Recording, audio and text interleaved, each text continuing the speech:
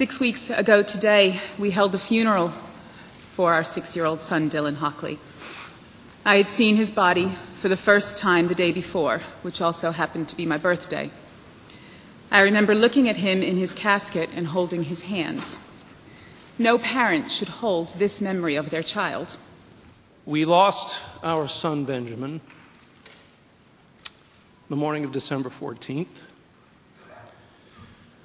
to an unstable, suicidal individual who had access to a weapon that has no place in a home. My name is Peter Paradis. I lost my 29-year-old daughter on December 14th. I am a gun owner. Rachel enjoyed shooting as well. I can't see penalizing people that enjoy shooting. I stopped hunting a long time ago, but I do enjoy shooting, and I do it as a sport. Jesse perished on December 14th in Sandy Hook Elementary School to the hands of somebody who was apparently mentally unstable.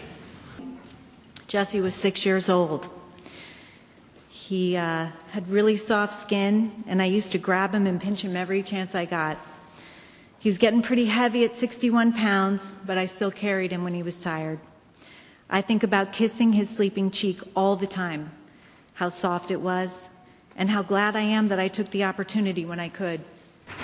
My name is Susan Ahrens, and my daughter was a student in Victoria Soto's first grade class. She survived. She and 8 other children ran from that room directly past him, but not before witnessing her friends and her teacher slaughtered in front of her. They ran past the lifeless bodies of their principal and their school psychologist. And they ran, and they ran, and they ran. They ran half a mile down the road. On December 14th, after the shooting, both of my daughters were unaccounted for 2 hours. Those were the longest 2 hours of my life.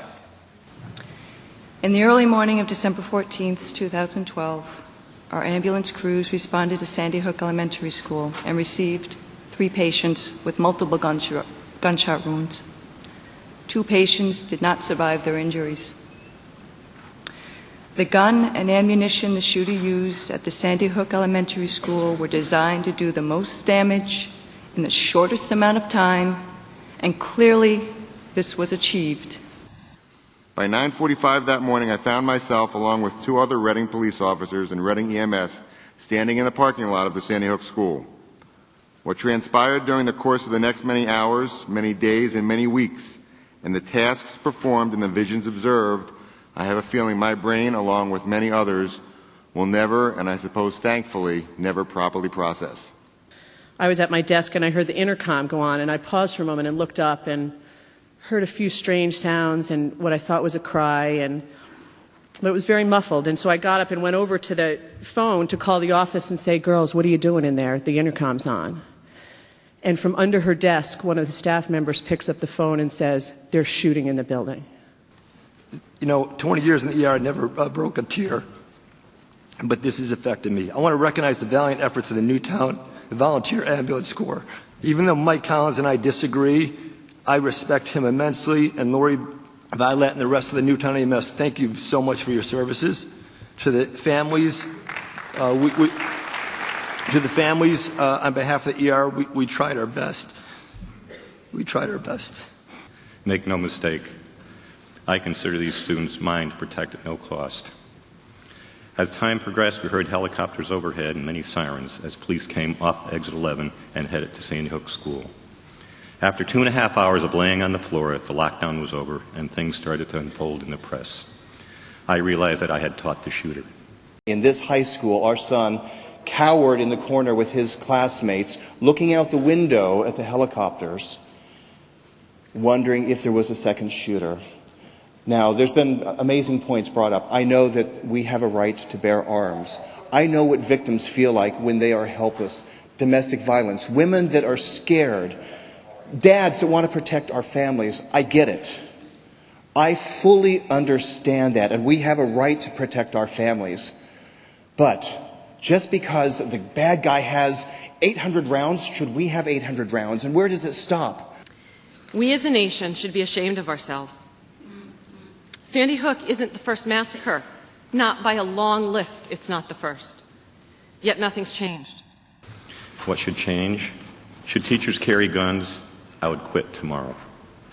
Allow me as a medical doctor, when I see a patient or when my colleagues see a patient, when I educate them on the effects of alcohol or tobacco, safe sex, motor vehicle accidents, can I please talk to them about the risks of gun violence? Please?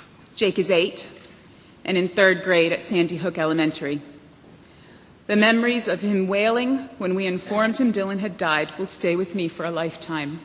Right now, professionals in every area pertaining to this crime, from mental health to parenting to school safety, are unable to connect the necessary dots to prevent this from happening again. And to you lawmakers, my mom and my dad were both Connecticut state representatives. And I asked Mom, I said, Mom, why won't they make a change? Why do you think? She says, well, you know, they have their party lines and they have their lobbies and they may not be senior. I said, do you think this one time they'll make the right decision? And, you know, she said, yeah, I think this one time. So I'm asking you, please make the right decision on behalf of Newtown and Connecticut and the United States. Thank you.